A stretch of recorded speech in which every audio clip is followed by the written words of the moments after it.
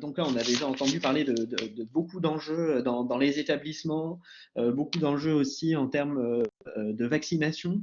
Je propose peut-être d'écouter à présent Cathy Giraud, qui a travaillé également avec des établissements médico-sociaux en tant que consultante et qui a fait un très bon travail, notamment sur la question, enfin, qui tournait autour de la question de l'autodétermination, voilà, qui était passionnant. Cathy, je vous laisse la parole. Merci. Vous m'entendez bien? Tout fonctionne? On t'entend très bien. Bon, merci pour cette invitation. J'avoue avoir été ravie de travailler aussi sur ce document. Alors, tu me présentes, Sébastien, comme consultante. C'est vrai que c'est mon métier, mon activité principale. J'accompagne les gestionnaires médico-sociaux, mais j'ai particulièrement travaillé sur les sujets autour de la crise au travers de mon activité d'animatrice d'espaces de réflexion éthique au sein d'associations qui gèrent des établissements et des services pour personnes en situation de handicap. Donc, c'est dans le cadre de ces travaux de réflexion éthique que j'ai pu être amenée à écouter des équipes, des familles, des personnes accompagnées, s'interroger sur ce qui leur arrivait. Parce qu'il y avait cette première forme de sidération au début. Pour revenir au document, j'ai été moi-même la première surprise de l'étendue des sujets qu'il pouvait traiter et en même temps de la manière dont il les traite de manière très simple et pragmatique. Et j'ai retrouvé dans ce document quasiment tous les sujets, tous les thèmes qui avaient été évoqués par notamment les familles et les personnes que moi j'ai eu l'occasion d'entendre. On a fait un recueil de témoignages dans ces espaces de réflexion éthique et les témoignages évoquent les sujets qui sont traités dans ce document. Alors moi je vais revenir peut-être plus particulièrement sur quelques sujets qui ont été traités dans les espaces de réflexion éthique depuis 2 ans. Alors, je vais essayer d'organiser mon propos, même si j'ai du mal à le faire parce que tous les sujets sont vraiment entremêlés et donc je vais peut-être faire des allers-retours dans ma présentation. Le premier sujet sur lequel on s'est interrogé dans les espaces de réflexion éthique avec lesquels je travaille, c'est la restriction de liberté. C'est la notion de liberté d'aller et venir, on vient d'en parler, mais c'était vraiment la première considération qui a affecté les familles, les personnes accompagnées, les équipes. C'est un sujet qui est débattu depuis longtemps, en tout cas moi dans les espaces avec lesquels je travaille. La liberté d'aller et venir, elle a été même inscrite comme liberté fondamentale dans le Code de l'action sociale et des familles. Et puis c'est comme si d'un seul coup tout s'effondrait avec cette crise et que les familles, les personnes, les équipes disaient en fait on nous fait travailler sur cette liberté, puis parce qu'il y a une crise, d'un seul coup, ça n'existe plus. Et n'importe quelle liberté, alors, pourrait être remise en cause parce qu'il y a une crise. Donc, il y avait vraiment cette, je le répète, cette sidération qui est arrivée autour de ce sujet. Après, ça a eu le mérite de faire réfléchir les personnes que j'accompagnais sur la notion de risque et de personnalisation du risque. Pour être clair, on a beaucoup travaillé sur est-ce que en tant qu'individu quelconque, je prends moi peut-être le risque d'aller dehors au moment du confinement, c'était ça. Certains citoyens sortaient de leur maison à leurs risques et périls, entre guillemets, c'est-à-dire le risque de contamination évidemment, mais le risque de contravention. Et donc, ça a beaucoup interrogé sur pourquoi les personnes dans leur établissement, accueillies dans un établissement, ne pourraient pas prendre le risque, ne pourraient pas décider de leur propre risque à sortir. Et pourquoi on impose dans un établissement une restriction globalisée. cette question-là, elle est apparue peut-être plus forte au moment de la crise, mais en réalité, elle existe tout le temps dans les établissements médico-sociaux. Est-ce qu'on doit fermer un établissement avec des grilles, des portes fermées, alors qu'il y a une seule personne qui a un risque de déambuler, par exemple? En tout cas, je trouve que ça a eu cet intérêt-là de parler de la personnalisation, de l'évaluation personnalisée, je vais le dire autrement, du risque face à une restriction de liberté. Et puis les conclusions des groupes avec lesquels j'ai pu travailler, c'est que il y avait donc cet impératif de réfléchir à quel risque pour chaque personne, l'impératif aussi de partager autour du risque et des enjeux, et ça on le retrouve bien dans le document repère, la notion de communiquer avec les personnes accompagnées, avec les familles, pour partager ensemble, faire comprendre les risques et la nécessité peut-être d'imposer des restrictions. Il y avait aussi la notion de limiter cette restriction à la liberté d'aller et venir dans l'espace. Et la notion d'espace est quelque chose que l'on continue à travailler avec les groupes.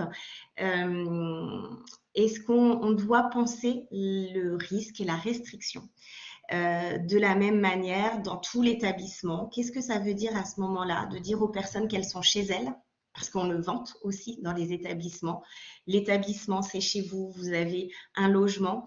Et en réalité, dans cette période de crise-là, bien la notion du chez-soi, elle a été un petit peu gommée. Et donc, c'est quelque chose qui continue à être interrogé. Je dirais, après la phase aiguë de la crise, là, depuis 1 an et demi, 2 ans, ce sont des sujets qui reviennent. La notion de chez-soi. Donc ça, c'est le premier sujet que je retrouve bien dans le document repère, les restrictions de liberté et la communication. Le deuxième sujet, évidemment, tu en as parlé Sébastien, c'est la notion d'autodétermination, mais qui est arrivé un petit peu après en questionnement. Et là encore, il y avait peut-être encore plus parmi les professionnels un questionnement sur cette crise, elle fait tomber aussi tous les principes théoriques, et j'emploie le terme théorique volontairement, sur l'autodétermination. C'est-à-dire qu'on était dans des établissements, des associations, en tout cas moi c'est ce que je perçois de tous les établissements que j'accompagne, dans un grand mouvement de formation et de sensibilisation des équipes, des familles, des personnes à l'autodétermination. J'ose plus dire concept, principe, parce que c'est difficile à qualifier, mais en tout cas, cette sensibilisation à l'importance de la prise en compte de l'autodétermination. Et les équipes, notamment, là encore, ont dit, eh bien, est-ce que finalement, ce n'était pas que de la théorie, l'autodétermination, parce que finalement, dès qu'une crise arrive, eh bien, on ne laisse plus vraiment les personnes s'exprimer, choisir, faire leur choix, mesurer, et on impose des règles. Et c'est un peu comme si cette crise avait mis l'autodétermination face à la réalité, comme si on la mettait à l'épreuve vraiment d'une mise en pratique, si je peux dire. Donc là encore, ça a interrogé les équipes. On est revenu sur le choix, la compréhension des risques, parce que dans l'autodétermination, il y a cette dimension-là. C'est pas juste choisir, c'est en fait comprendre aussi tout l'environnement qui fait que le choix va être pris, la décision va être prise. Et c'est aussi être conscient des influences, des différents avis. Donc, ça a remis en questionnement l'autodétermination à ce niveau-là. Ça a aussi permis peut-être de repréciser que justement l'autodétermination, c'est pas si simple que ça, c'est pas juste choisir. Ça a remis la dimension collective, et on la retrouve dans l'écrit, hein, me semble-t-il, dans le document repère, la dimension collective de la vie en collectivité, des règles qui entourent en fait le choix individuel. Et puis un troisième point, moi que je retiens particulièrement et qu'on retrouve dans le document repère, c'est le questionnement des équipes. Alors dans le document repère, c'est peut-être l'endroit où je m'y retrouve le moins parce qu'il y a une notion très positive dans le faire équipe que j'ai pu entendre. Mais il y avait un aspect moins positif, si j'ose dire. Il y avait aussi l'angoisse des équipes face à des directives qui leur arrivaient. Et le questionnement, pour faire simple, de beaucoup de professionnels, c'était quelle marge de manœuvre on a, nous, en tant qu'équipe. Est-ce qu'on a le droit de prendre un pas de côté par rapport au protocole? Est-ce que moi, professionnel qui connais particulièrement bien la personne que j'accompagne depuis des années, j'ai le droit de lui proposer autre chose? Quelle responsabilité j'ai? Quel risque je cours si je prends cette décision-là? Donc ça a amené aussi des tensions dans les équipes, ça a été exprimé dans les espaces de réflexion éthique parce que chacun pouvait aller de son interprétation par rapport à un protocole qu'il jugeait juste ou pas juste, et donc ça a pu créer des tensions entre des professionnels qui avaient une appréhension différente de l'application des protocoles. Voilà, donc c'est les points, le risque, l'autodétermination et puis le questionnement des équipes, c'est les trois sujets sur lesquels moi je me suis plus arrêtée sur ce document repère. Encore une fois, même s'il y avait beaucoup d'autres choses, notamment les familles dans leurs témoignages exprimaient l'importance de l'accès aux soins qui est traité dans ce document repère, de la continuité des soins.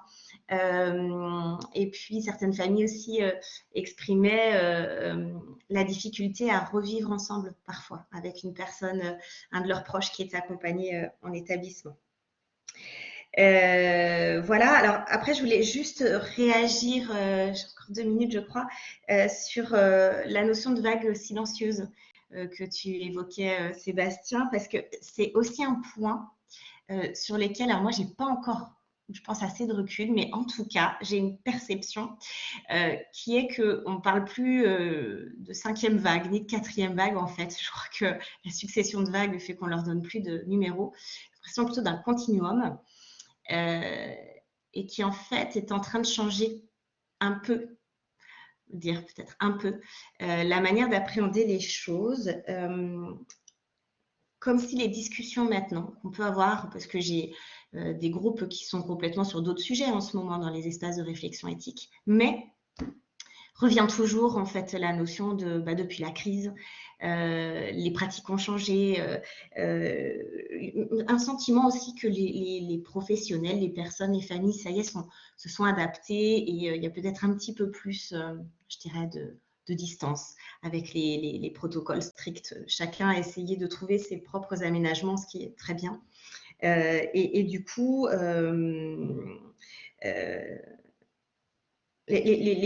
ça influe, je pense, la manière de percevoir l'accompagnement peut-être. Et alors à l'inverse, ce que moi je ressens, c'est qu'il y a une notion de... Les discussions peut-être se font plus sous le prisme de la santé et du risque sanitaire, même si on est sur des sujets un petit peu différents. Donc voilà, c'est quelque chose là que j'ai du mal à mettre en mots, mais une perception que j'ai d'un changement durable peut-être sur les pratiques et les discussions. Voilà, je ne sais pas si j'ai été suffisamment claire, mais moi je reste encore un petit peu disponible. Je n'ai pas de contraintes, donc j'échangerai volontiers. Merci, c'était très clair. Ces différents points, effectivement, on avait eu l'occasion d'en discuter pendant la création du document et même quand j'avais participé à ton comité d'éthique. Effectivement, sur le faire équipe, ce qu'on a remonté, juste une toute petite note là-dessus, ce qu'on a remonté de nos différentes enquêtes était très ambivalent. Hein. C'est-à-dire, à la fois, les soignants pouvaient dire à la fois, ah, c'est une période très enthousiasmante parce qu'on a été très soudés, et en même temps, c'était très difficile parce qu'il y en avait qui étaient en visioconférence, dans l'administration par exemple, d'autres pas. Donc ça créait des tensions. Il y avait une difficulté à se réunir. Il y en a certains qui ont demandé des arrêts maladie parce qu'ils étaient malades et donc les équipes étaient un peu désarticulées. Donc effectivement, c'était très ambivalent. Donc c'est intéressant de le noter. C'est intéressant de noter aussi que maintenant on s'inscrit dans la durée et que ce document aussi, il est là pour acter un certain nombre de savoirs et peut-être de, de nouveaux savoir-faire aussi dans les métiers de l'accompagnement et dans les métiers du soin. Donc oui, c'est vrai que maintenant il faut réfléchir sur une temporalité qui est différente de celle de mars 2020, pardon, de celle d'il y a 2 ans. Il y a 2 ans, on était dans l'urgence. Maintenant, on est dans une temporalité beaucoup plus longue et il faut prendre le temps, comme on le fait ici, d'acter un certain nombre d'évolutions qui se produisent lentement, mais il y a un certain nombre de jalons qui ont été franchis et je pense qu'on ne reviendra pas en arrière. Donc, il faut prendre le temps d'acter ça et d'en discuter tous ensemble. Alors, il y a une question qui vous est posée, et puis ensuite, peut-être que je donnerai la parole à un autre intervenant, sauf s'il y a d'autres questions. Et puis, ensuite, de toute façon, les questions peuvent être posées à tous les intervenants. Donc, voilà, il n'y aura pas de moment spécifique pour vous poser une question, mais je vous pose cette première question tout de même. La notion de risque est-elle liée pour vous à la notion de doute? Alors, vous avez 4 heures. C'est exactement ce que j'allais dire. J'ai vu apparaître la question et je me suis pourvu qu'il ne m'interroge pas directement moi. C'est hyper compliqué comme doute. Peut-être Je ne sais pas si je d'incertitude. lirais. Je crois que, enfin, moi, je n'ai pas l'impression que je vais parler des professionnels aussi hein, que j'accompagne. Je n'ai pas l'impression que ces notions soient liées. Je pense qu'elles coexistent en fait. Parce qu'il y a des professionnels qui étaient très clairs sur ce qu'ils et des familles aussi sur le risque qu'ils étaient prêts à encourir ou à accompagner. Je ne sais pas si c'est quelque chose qu'on peut lier en fait. Peut-être Dans la que. notion de risque, ou la notion de conséquences peut-être. Les doutes sur les conséquences, ouais. Je sais pas Incertitude sur si. les conséquences, c'est plus la notion d'incertitude ici, peut-être. Comme dans le système assurantiel, finalement. C'est un risque, il y a une incertitude sur. Enfin, on est sûr d'un risque, mais on n'est pas sûr que ce risque va se réaliser. Et donc, il y a une pesée à faire sur les chances que ce risque se réalise. Et donc, c'est là peut-être qu'il y a une pesée à faire entre la protection d'un risque, mais finalement d'une réalité qui n'est pas encore là, mais qui pourrait être là, et la liberté qu'on restreint pour quelque chose qui justement n'est pas encore là, c'est-à-dire par exemple Ouais, la maladie. Donc ouais. c'est peut-être là qu'il y a une pesée. J'essaye de réfléchir avec vous là-dessus. Mais alors, la réflexion sur l'autodétermination, et j'ai eu des discussions très intéressantes, notamment avec les familles, qui assumaient ça, l'impossibilité pour elles d'envisager le risque dans une décision et cette notion de doute sur ce que ça pouvait produire, tel ou tel choix de vie, au-delà de la crise sanitaire, hein, parce que la notion d'autodétermination est bien plus large. Et il y a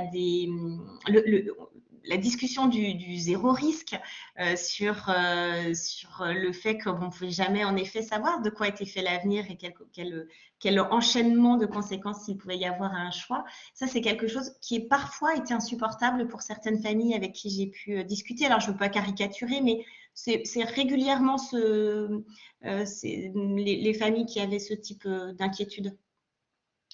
Peut-être pour compléter, enfin pour vous poser une question avant de passer au prochain intervenant, j'aimerais savoir, donc vous avez effectivement évoqué l'apparition des questions au fur et à mesure. C'est vrai que l'autodétermination, c'est une question qui s'est posée plutôt à la toute fin du confinement, au début du premier déconfinement. Enfin, je dirais dans cette période-là, premier déconfinement, on a commencé à se poser cette question. Passé le choc, enfin le premier choc du premier confinement. Et est-ce que vous avez réussi à maintenir quand même l'animation de réflexion éthique pendant cette période du confinement? Et ensuite, comment ça s'est remis en marche finalement, cette réflexion éthique?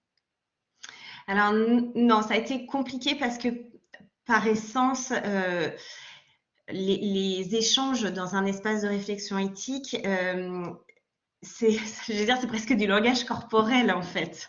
C'est difficile d'animer, en tout cas moi de mon point de vue d'animatrice, un groupe alors qu'on ne voit pas tous les visages, on ne mesure pas tous les silences. Il est parfois difficile aussi pour certains participants de prendre la parole. Donc, le rôle de l'animateur, c'est ça aussi, hein, c'est de pousser une personne qu'on sent sur le point de, mais à s'exprimer, parce que c'est difficile parfois de dire des choses un petit peu à contre-courant des autres. Donc, ça a été très compliqué. On a essayé et on voyait bien qu'on n'avait pas la même qualité d'échange.